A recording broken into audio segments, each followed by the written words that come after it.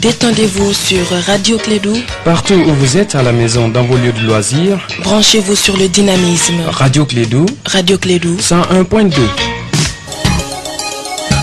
Le sport, les infos, la musique, l'actualité, le tout amusé et servi à chaud pour vous sur Radio Clédou.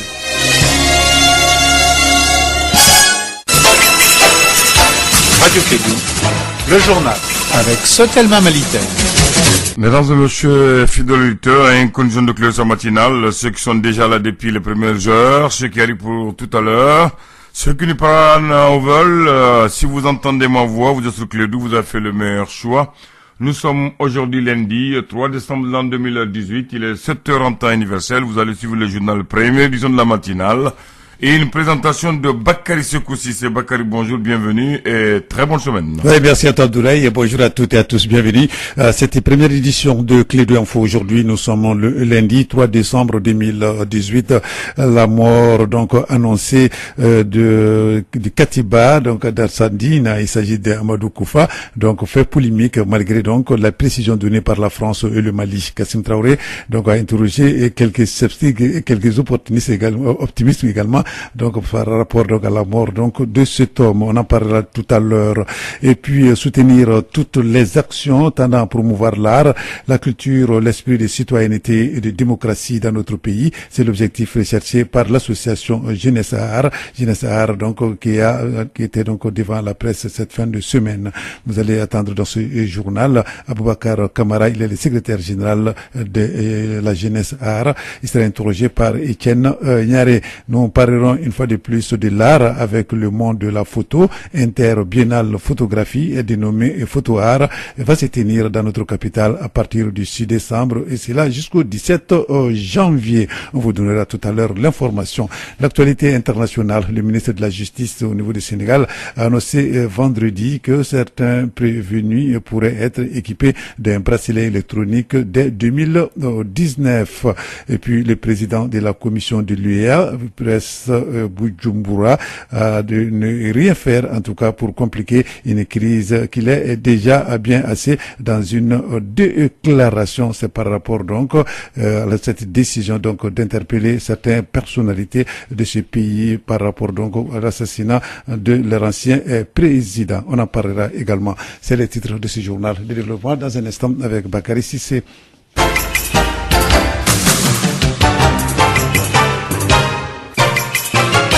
Je le disais tantôt, mort il y a une semaine du leader de la Katiba Sardine de Massina, Amadou Koufa, continue en tout cas d'alimenter le débat ici à Bamako. Les sceptiques, malgré les assurances données par la France et le Mali, pensent que Koufa vit toujours, alors que les optimistes se réjouissent de cette mort d'un homme qui sème donc le désordre au centre donc de notre pays, avec son courrier de crise intercommunautaire. Traoré revient donc sur la mort donc de Koufa.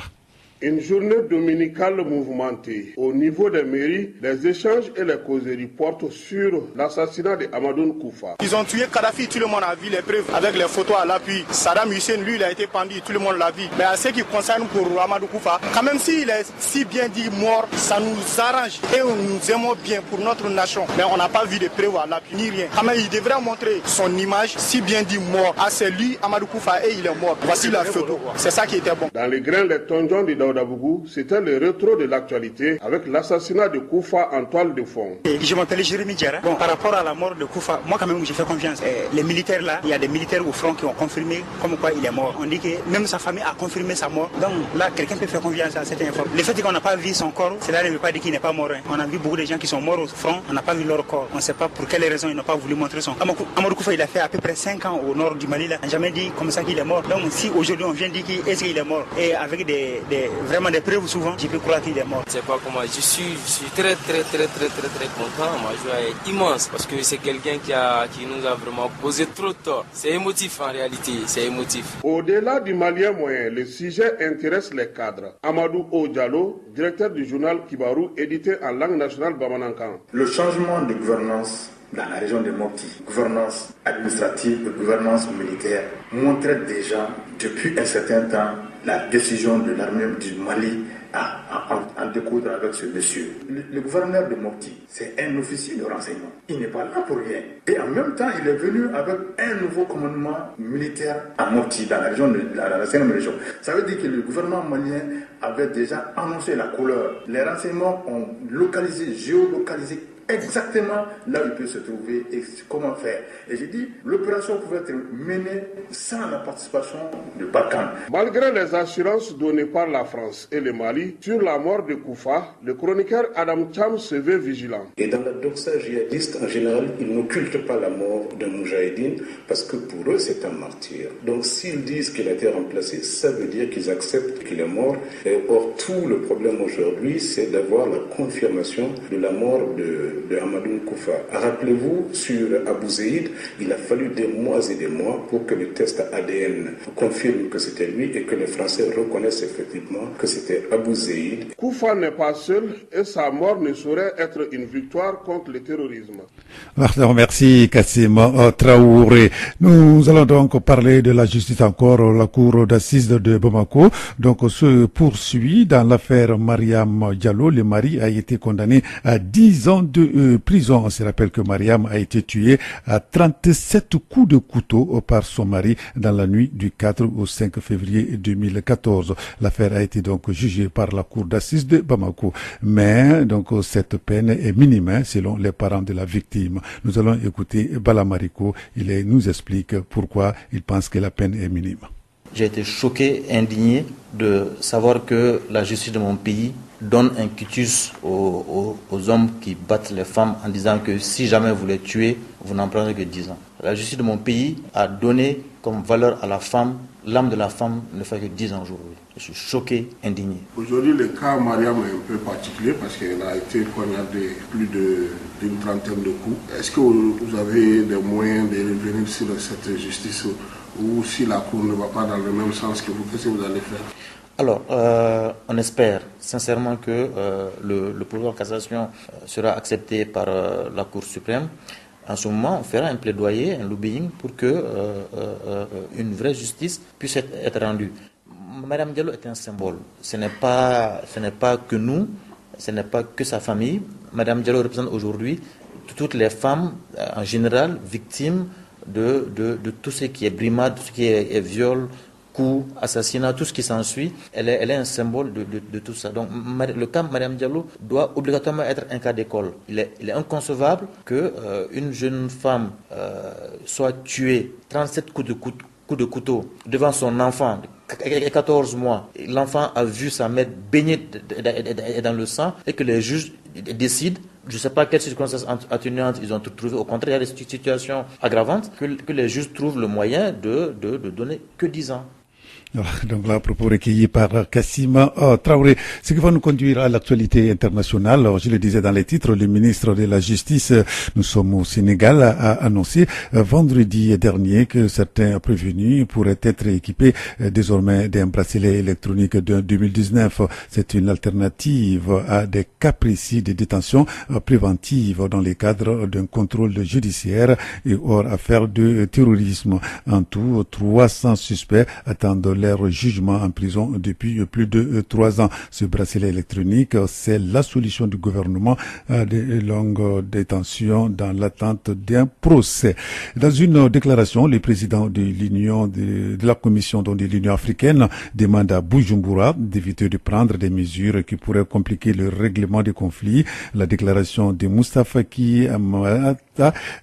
Ahmad donc, intervient au lendemain de la décision du procureur général de Burundi de lancer un mandat d'arrêt contre l'ancien président Pierre Buyoya. Le président de la Commission de l'Union africaine presse donc Bujumbura de ne rien faire pour compliquer une crise qu'il est déjà bien assez.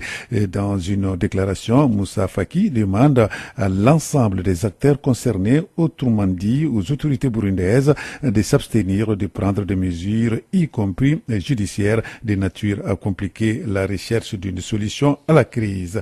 Arrivé hier dimanche 2 décembre dans la matinée en Mauritanie, le prince héritier d'Arabie Saoudite Mohamed Ben Salam a quitté Nouakchott en début de soirée pour l'Algérie. Le prince héritier a passé une journée calme en Mauritanie, aucune manifestation hostile pendant le passage à Nouakchott donc de Mohamed Ben Salman, contrairement donc à son étape tunisienne la semaine dernière. La position du chef de l'État mauritanien sur la question figure dans le communiqué final concluant la visite de Mohamed Ben, élu par les ministres mauritaniens des Affaires étrangères Ismaël Ould Cheikh Ahmed.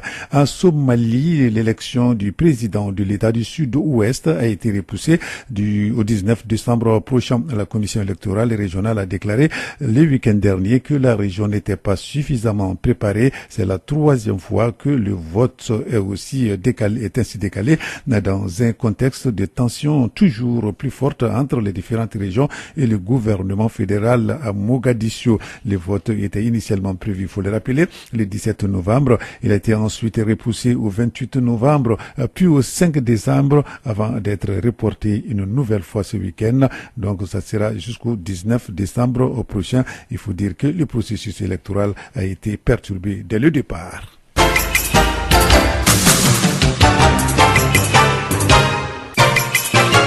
Clé Info, première édition, 7h passées des 12 minutes, soutenir toutes les actions tendant à promouvoir l'art, la culture, l'esprit de citoyenneté et de la démocratie dans notre Mali. C'est l'objectif recherché par l'association Jeunesse Art. Elle a organisé un spectacle d'islam pour véhiculer un message de paix et de cohésion sociale. C'était le samedi dernier à la Bibliothèque nationale de Bamako. Jeunesse Art est financée par le Cercle culturel germano-malien. Nous allons écouter Aboubakar Kamara, il est le secrétaire général de Jeunesse Art. Les propos sont recueillis par Etienne Nyari. C'est pour passer un message de paix, de sensibilisation. Car actuellement, le Mali est vraiment meurtri par cette division, surtout au centre.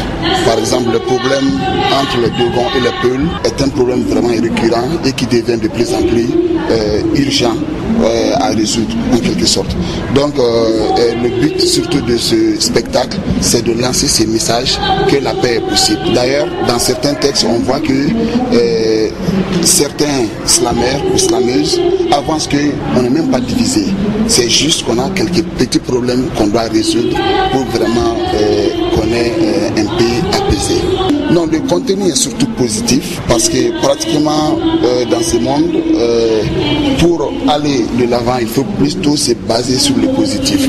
Donc dans ces textes, il n'y a pas vraiment des textes où on parle vraiment de, par exemple, de gros problèmes qui sont là-bas, mais on propose surtout des solutions dans ces textes. Donc n'importe qui écoutera par exemple ces textes, ou qui lira ces textes, ou qui verra par exemple les vidéos, ces gens sauront réellement que les jeunes là sont engagés et ils proposent vraiment des solutions pour qu'on puisse sortir de ces problèmes. L'islam, c'est une poésie urbaine, donc vraiment différente de la poésie comme on a l'habitude de le voir, mais parce que avec ce slam, c'est plus vivant. Donc c'est de la poésie mais plus vivant, donc plus urbain. Voilà, donc là, c'était Aboubakar Kamara, il est le secrétaire général de Jeunesse Art, propos recueillis par Etienne Nyaré. C'était le week-end au niveau donc de la Bibliothèque nationale. Nous allons rester toujours à la Bibliothèque nationale. Vendredi déjà, c'était le lancement de la première édition du Monde de la photo, l'interbiennale photographie dénommée Photo Art. Ça va se tenir dans notre capitale du 6 décembre au 17 janvier 2019. Pour mieux préparer cette rencontre, l'association donc va regrouper les différents photographes maliens pour traiter plusieurs sujets. Donc cela veut dire tout simplement de s'entraîner avant donc la grande compétition. Cette grande compétition donc va regrouper les photographes donc de Bamako, de Kati, de Koulikoro, de Tombouctou. Nous allons écouter Seydou Kamara. Il est le président de la commission d'organisation de Photo Art. Les propos sont recueillis par Etienne Nyaré. Nous allons organiser vraiment une grande ouverture, c'est-à-dire qu'on appelle ça le vernissage à la Galerie Médina le 6 à partir de 16h. Donc nous avons invité les officiels. Donc les photos vont rester à la Galerie Médina pendant une semaine. Donc après on va enlever les photos, qu'on va amener ça aussi au Palais de la Culture. Après le Palais de la Culture, l'Institut français. Donc tous les liens que nous allons faire, on va inviter la population malienne de venir regarder les photos. La rentrée est gratuite. Juste c'est pour montrer que vraiment au Mali il y a des photographes. Parce que Bamako est la capitale africaine de la photographie. Depuis 1996, si je ne me trompe pas, il y a une grande rencontre qu'on appelle ça des biennales qui se déroule au Mali. Et on a eu aussi des grands photographes comme Maliki Sidibé, comme Seydou Keita. Donc on ne peut pas oublier ça. Donc il faut que nous on rehausse encore les pas. Il faut qu'on monte vraiment le flambeau de la photographie. C'est sous forme de biennale parce qu'on va faire entre les deux biennales. Parce que la rencontre de Bamako c'est chaque 2 ans. Donc entre ces 2 ans aussi, nous on va faire aussi au milieu pour pousser les photographes de traiter des sujets avant même les jours J de la rencontre de Bamako. Alors, Seydou Camara, il est le président de l'organisation des photo-arts pour recueillir par Etienne Niaré. Il est exactement 7h, passé les 15 minutes. C'est la fin de cette édition. La première du Clé d'Info. Merci de l'avoir suivi. Présentation, Bakary Sissé, mise en onde Abdoulaye Yandan. Reste avec nous. L'information continue sur notre antenne. Dans un instant, la rubrique Elect. Radio Clédou, le journal avec Sotelma Malitaine.